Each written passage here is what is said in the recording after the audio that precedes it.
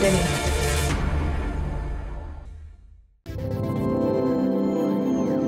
El siguiente programa es clasificación B, apto para adolescentes y adultos.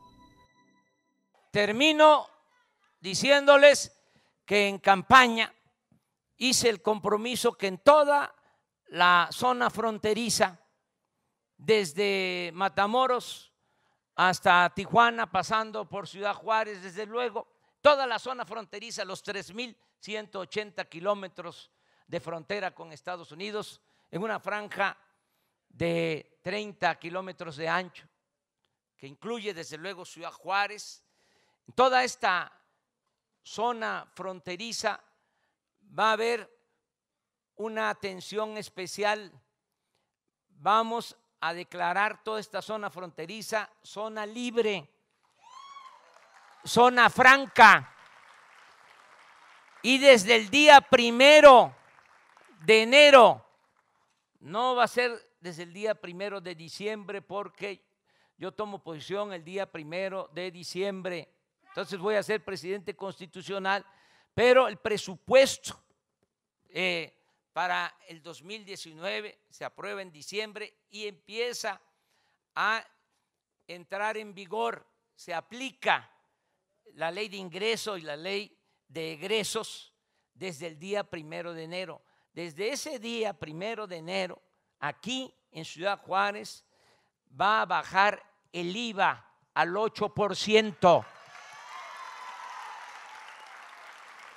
Va a bajar el impuesto sobre la renta al 20%. Va a costar lo mismo la luz, las gasolinas, el diésel, el gas, que es lo que cuesta del otro lado de la frontera.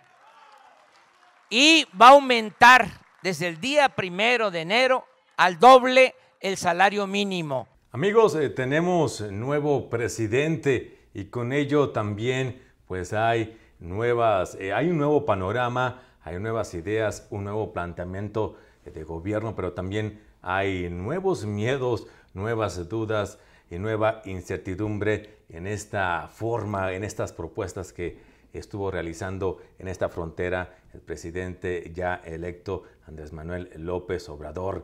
En esta mesa estaremos hablando de los perfiles, tanto buenos como posiblemente malos también, acerca de esto, de estas nuevas ideas de gobierno. Estamos en Perfiles. Iniciamos.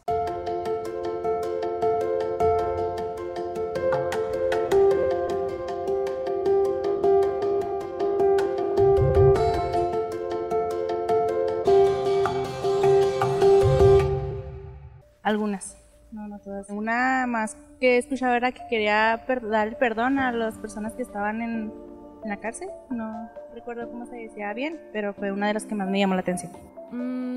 Yo creo que sí, porque al aumentar el salario mínimo aumentan las posibilidades de las personas para la canasta básica. Entonces, al momento de subir el salario mínimo se ofrece una calidad de vida mejor para lo que podrían ser los obreros, por ejemplo, aquí en la frontera. No, la verdad no tengo mucho conocimiento sobre estas notas. Sí.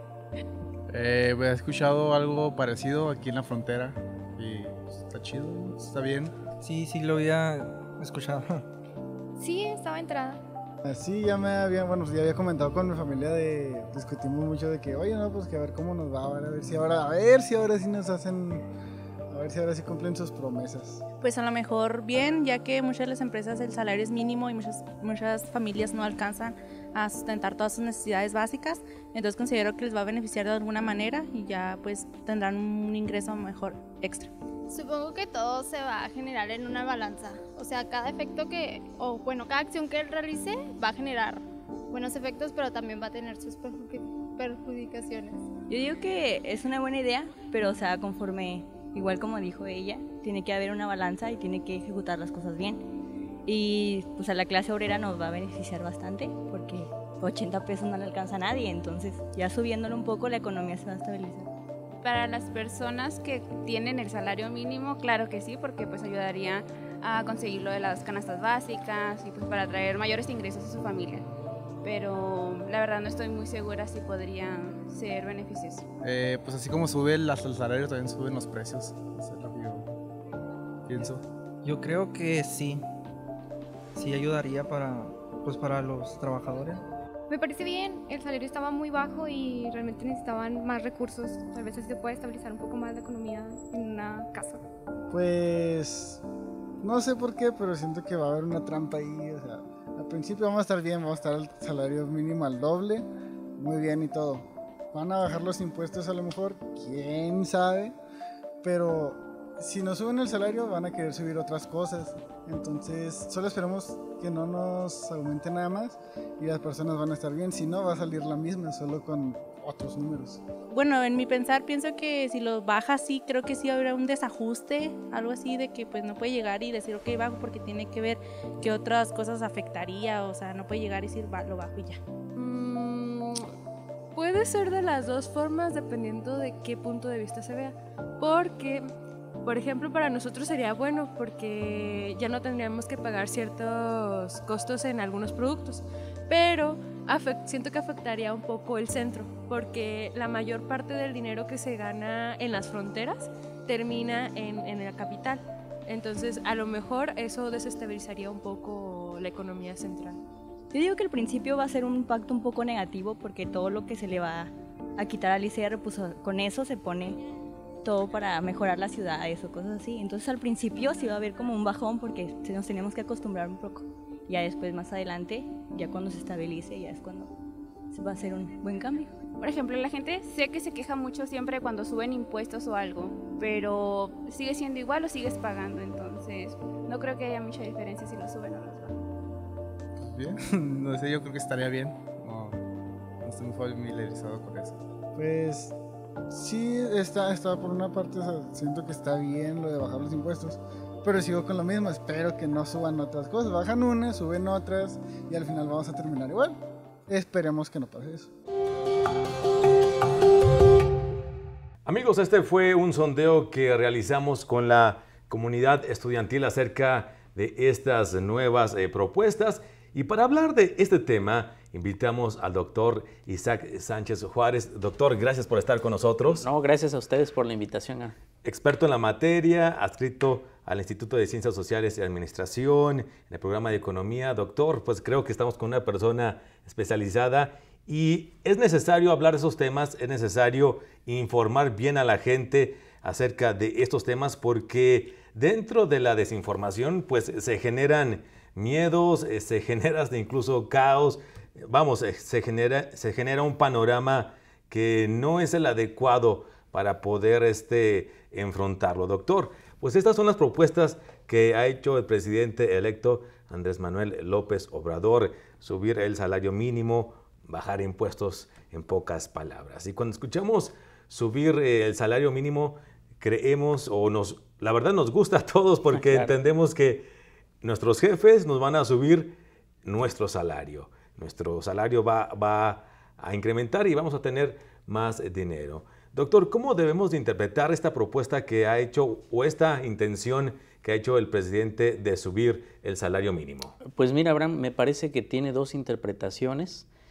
Por un lado sería la más lógica, la que nos dice la historia, que está mintiendo.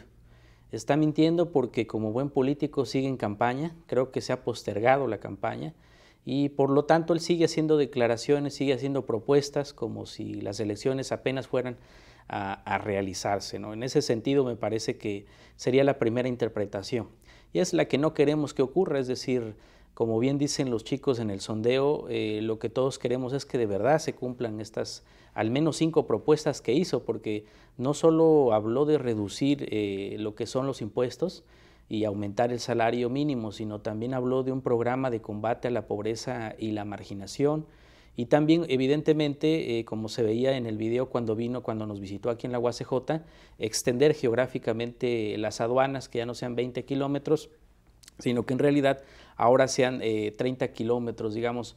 Son por lo menos estas las medidas que ha estado anunciando, al menos el miércoles de la semana pasada fue cuando las declaró en lo que él llama el Plan Frontera Norte, la última la última cortina.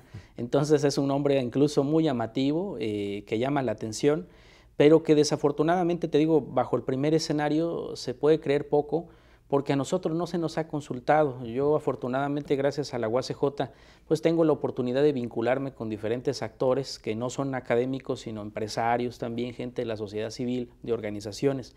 Y ellos mismos me han dicho que no han sido consultados por el gobierno federal en relación a estas propuestas. Entonces, ya de entrada eso te parece mal, porque creo que se nos tiene que consultar en relación a la viabilidad o no de lo que se está proponiendo.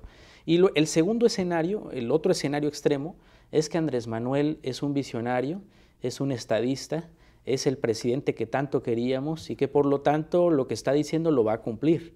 Ese sería para mí el segundo escenario extremo. Por supuesto, existen varios escenarios intermedios que son la combinación de el mentiroso, el demagogo, con el estadista y el presidente que se convierte en el nuevo Juárez del siglo XXI. Entonces, me parece que ahí nosotros podemos sacar muchas conclusiones.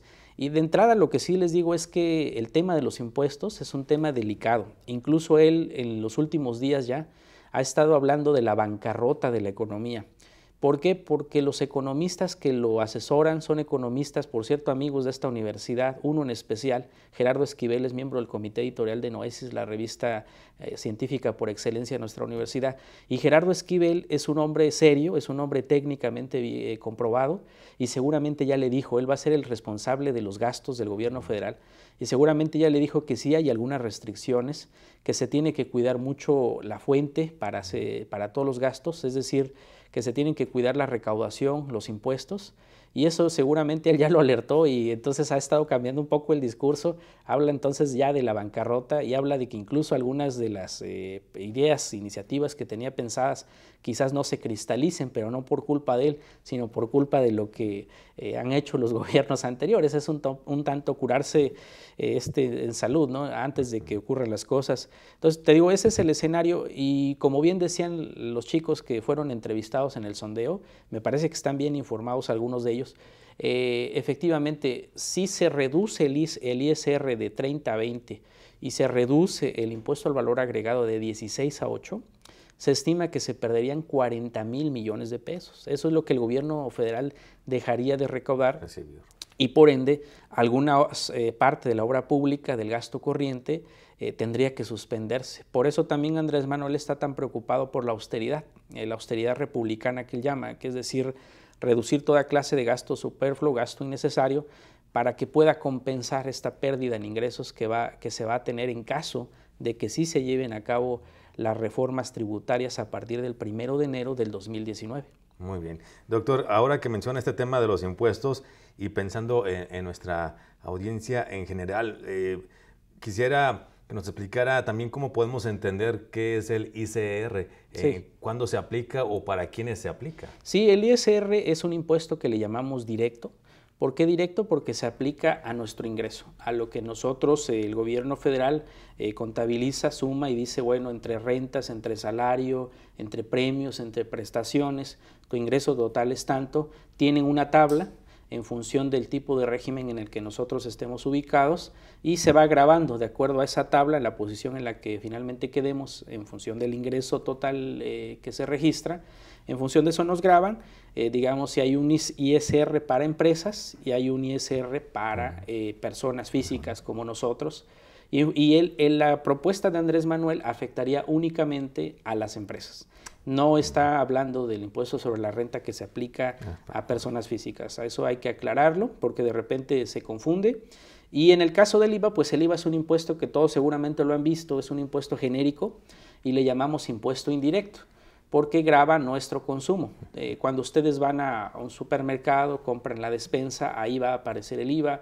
Cuando van a un restaurante, aparece el IVA. Cuando compran gasolina, ahí aparece también el IVA. Es decir, el IVA ese sí está prácticamente omnipresente, está en todos lados. Y por eso es tan bueno la propuesta en el sentido ciudadano de reducirlo, porque incrementaría de cierta forma el ingreso disponible para todos nosotros. En ese sentido es totalmente positivo, pero como bien sabemos, el gobierno federal también requiere de esa recaudación para que pueda llevar a cabo la obra pública que tanto se necesita. Aquí en Juárez es, por ejemplo, todo el sistema de drenaje pluvial, no se puede llevar a cabo sin la recaudación que hoy realiza el gobierno federal. Entonces, si a partir de enero se reduce lo que recauda el gobierno federal, entonces las posibilidades de que se lleve a cabo obra pública pues también se tendrán que ver reducidas, porque ¿de dónde va a salir el dinero si el mismo presidente ha dicho que no planea endeudarse más? Es decir, no planea pedir prestado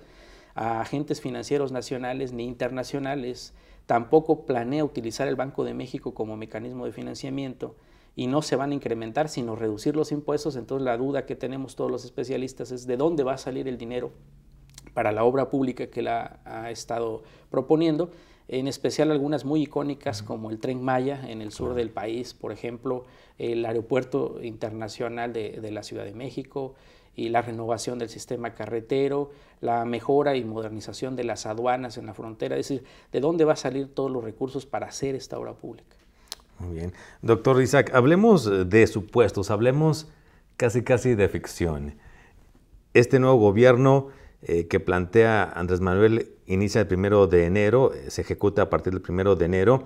Si fuera así, y también rescatando una parte que comentaba una de las estudiantes, este desajuste sería temporal y pudiéramos ver resultados a largo plazo. Repito, estamos hablando de ficción casi. ¿Habría este desbalance, habría este desajuste en esta curva? Sí, mira, es una muy buena pregunta y la idea de imaginar qué sucede. Si las cosas no funcionan, se pueden revertir. Ellos lo saben. Yo creo que a eso le están apostando. Es decir, yo soy de la idea de que la probabilidad de que el 1 de enero estemos despertándonos con una reducción en el IVA, en el ISR, aumento al salario 76, una equiparación en precio de energéticos, me parece que eso va a ser una posibilidad muy alta. Yo diría que entre el 80 y el 90% de que así ocurra. Entonces, eso puede, como bien dices, en el escenario de que sí ocurra, podría generar un desbalance en las finanzas públicas del gobierno federal. Si eso ocurre, ellos tienen la capacidad de revertir, es decir, para el año 2020 echarían atrás esta propuesta, esta iniciativa de ley, presentarían otra que fuera más acorde al estado de las finanzas y simplemente pues ya volveríamos, digamos, a la normalidad. Y por lo menos un año los ciudadanos habríamos visto beneficiados por esa reducción impositiva y mejora salarial. Existe esa posibilidad.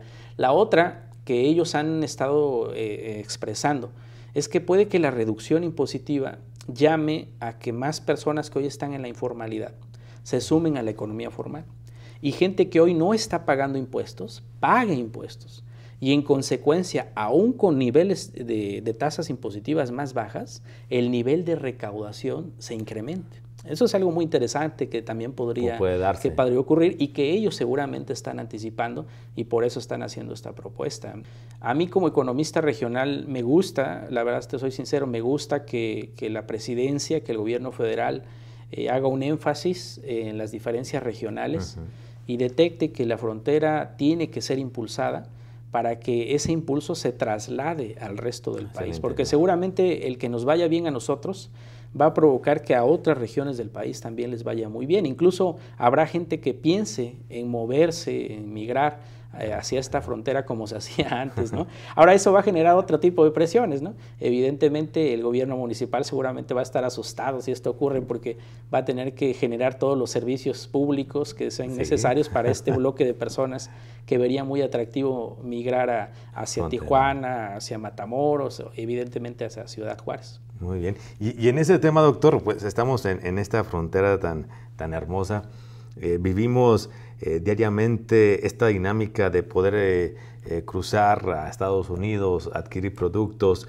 ¿Y qué vamos a poder hacer y qué no vamos a poder hacer con esta nueva ley de la zona franca de estos 30 kilómetros que nos va a hacer zona libre, básicamente? Bueno, lo que va a permitir es que atraer a una mayor cantidad de consumidores. El primer efecto es que vendrían más personas mexicanas a comprar en las ciudades fronterizas. Es el primer efecto. El segundo efecto es que atrae más inversionistas también porque más personas quieren hacer negocios. Te decía que el ISR afecta a las empresas. Entonces las empresas lo que están buscando es pagar menos. Entonces las que tienen la capacidad de moverse lo van a hacer y lo van a hacer hacia estas ciudades fronterizas. Entonces son dos efectos positivos evidentes, directos que se observarían a partir del 1 de enero. Te digo, efectos negativos también evidentemente los hay. Por ejemplo, el incremento al salario también ahuyenta a sí mismo a las empresas, porque las empresas siempre están buscando tener costos menores.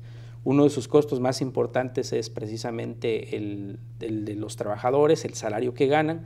Entonces por ahí podría ahuyentarlas un poco, pero eso sería en realidad relativo. Y la otra, bueno, también otro costo negativo es que el mismo salario, el salario es un precio dentro de la economía. Entonces el incremento de 88 a 176 sí es inflacionario. Como bien decía alguien del sondeo, que un buen estudiante decía, evidentemente van a buscar los empresarios trasladarnos el incremento del salario, y efectivamente así es. Cuando los empresarios se enteren de que ahora el trabajador tiene como base 176, pues ellos van a decir, bueno, vamos a incrementar un poco porque hay capacidad para pagar el incremento que nosotros pongamos sobre la mesa, y eso es lo que nosotros llamamos que sí tiene un cierto impacto inflacionario. Va a provocar que otros precios en la economía diferentes al salario también se incrementen, y esa tendencia ya la estamos observando desde ahora, incluso porque ya se publicaron las cifras de inflación al último trimestre y ya es más del 5% la tasa anual de inflación. Entonces ya es un proceso que estamos acarreando, producto de los incrementos en el precio de los energéticos, y que si en enero tenemos este incremento salarial, pues va a presionar más esta inflación que ya estamos observando. Muy bien. Doctor, hay mucho consejo hacia la comunidad en general que empiecen a invertir como medida de protección al futuro desastre que vamos a enfrentar. ¿Habrá medidas que podamos tomar la ciudadanía en general para poder estar de alguna manera blindados si hay algún tipo de desajuste o cuestiones así? Mira, de entrada, la mayor parte de personas no tiene la capacidad para enfrentar un escenario recesivo o, en el peor de los casos, de crisis. Sabemos bien las condiciones estructurales de nuestra economía, es que pues, la mayor parte de personas vive en pobreza, y Juárez no es la excepción. Te decía al principio de la entrevista que el presidente propone un plan para el combate a la pobreza y la marginación en la frontera norte, porque sabe que aquí hay un problema mayúsculo de ese tipo. Entonces, en caso de que se diera una recesión o crisis, me parece que muchos no tienen la capacidad para enfrentarla. El bloque de mexicanos que sí la tiene es muy reducido, y estos mexicanos normalmente lo que hacen en estos escenarios es invertir en dólares, es decir, convertir sus activos a dólares o algún otro activo de gran valor, como podría ser el oro o ahora los modernos bitcoins o criptomonedas. Entonces, la gente que tiene la capacidad lo va a hacer de esa forma, pero te digo, el porcentaje de personas es un porcentaje reducido de no más del 20% de la población mexicana. La mayoría tendría que vivir las consecuencias. Ahora, creo que no va a ocurrir algo así. Sí existe el riesgo porque el gobierno que sale deja unas finanzas públicas en malas condiciones, que no quebradas como dice Andrés Manuel, pero sí en malas condiciones, porque la deuda pública como porcentaje del PIB, cuando llegó Enrique Peña Nieto era del 33%, cuando se va Peña Nieto es del 47%, es decir, sí incrementó notoriamente la deuda pública. En cambio, la inversión pública, que es para lo que se supone pidió dinero prestado, se mantuvo estancada alrededor del 4% del Producto Interno Bruto, es decir, esa no creció.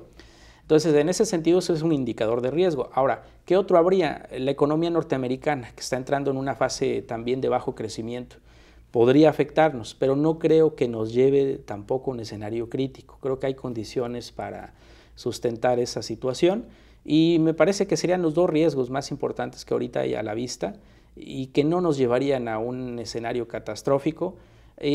Habría que esperar nada más el presupuesto, habrán de egresos de la Federación y la Ley de Ingresos del 2019, que se presentan a más tardar en diciembre, y me parece que si esa ley que se presenta de ingresos y egresos no es del agrado de los inversionistas internacionales, ahí sí tendríamos un tercer elemento para provocar esta catástrofe de la que se está insinuando en redes sociales. Pero creo que van a ser prudentes las nuevas autoridades y las que salen, y no creo, ese escenario lo veo muy remoto, la verdad, para que no entren en pánico. Sí, y a eso iba. El pensar de mucha gente a nivel nacional, o la preocupación a nivel nacional, es no llegar a un nivel como Venezuela, como Nicaragua, como países de este tipo que ahorita están viviendo crisis muy fuertes, y obviamente la desinformación es la que genera toda esta expectación, pero es lo que predomina en esta sensación nacional, que el miedo de poder llegar a una situación como la de Venezuela. No, mira, y yo creo que bueno que lo dices para informar a la gente. México no es Venezuela. México es la segunda nación más poderosa de América Latina. El poderío relativo, ya sabemos, pero ¿en qué sentido es poderosa? En que es la 10ª economía a nivel mundial, la segunda de América Latina en términos de Producto Interno Bruto. Hay problemas de repartición de ese Producto Interno Bruto, o sea, hay problemas de desigualdad, hay problemas de inequidad, hay problemas de pobreza, hay problemas de todo tipo.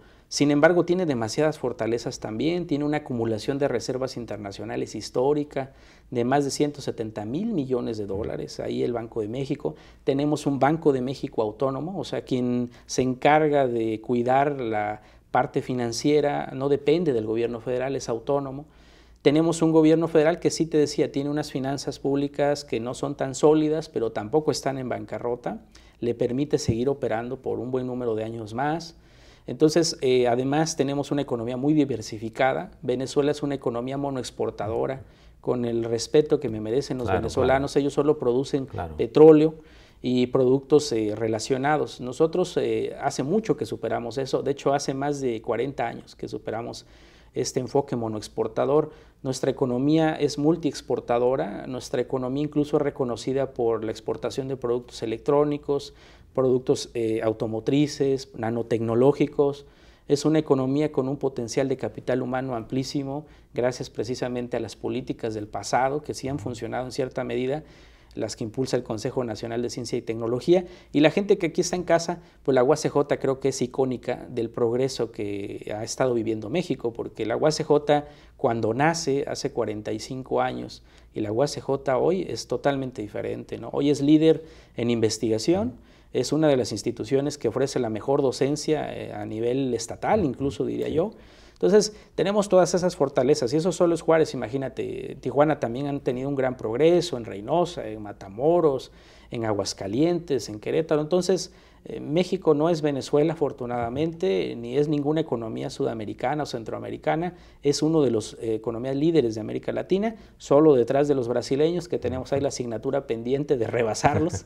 Incluso nos ganan hasta en universidades. La mejor universidad de América Latina está en Brasil, la Universidad de Sao Paulo, y la número 2, pues la Universidad Nacional Autónoma de México. Doctor, queremos agradecerle que se haya tomado un tiempo para explicarnos parte de esta gran situación que estamos próximamente a vivir. Le pido un comentario final, un llamado a la sociedad a que analice y esté al tanto de todo esto. Mira, yo creo que aquí la invitación es a que se acerquen a la universidad. Tenemos un equipo de economía, de administración, de contabilidad, de finanzas, pues de diferentes campos, la verdad, solo por mencionar algunos, tremendamente amplio, y yo creo que hay mucha experiencia y muchos expertos en nuestra universidad a los que la gente debe de acercarse si tiene dudas.